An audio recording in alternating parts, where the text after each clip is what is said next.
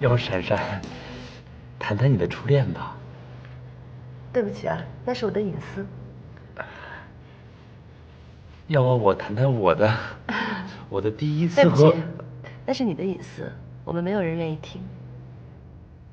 啊，那个帅帅哥，我们还有很多配菜都没准备呢，要不你现在出去采购一下？现在啊？嗯，还有很多的香料没准备呢，都是闪闪最爱吃的。好，我马上就去。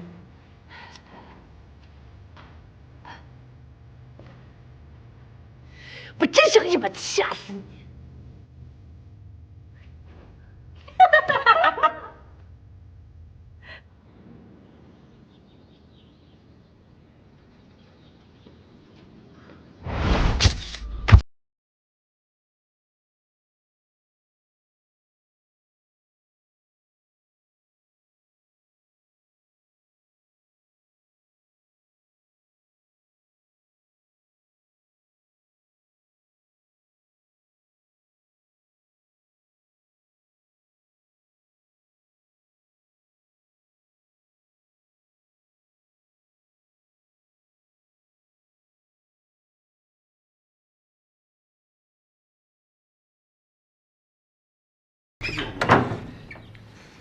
你干什么呢你？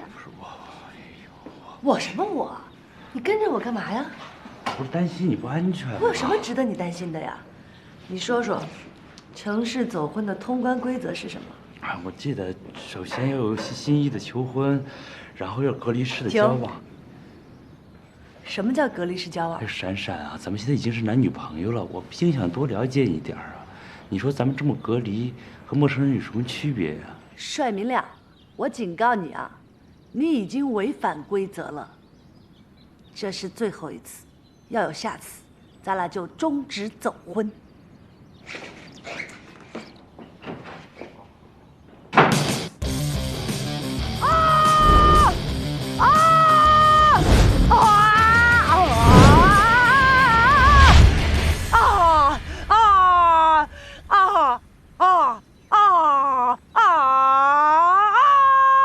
闪闪，你练什么神功呢？这是？哎呀，受不了了，我受不了了，都怪你！哎呀妈呀，关我什么事儿啊？哎呀妈，冷静，冷静，冷静啊！谁让你把帅明亮给弄来的？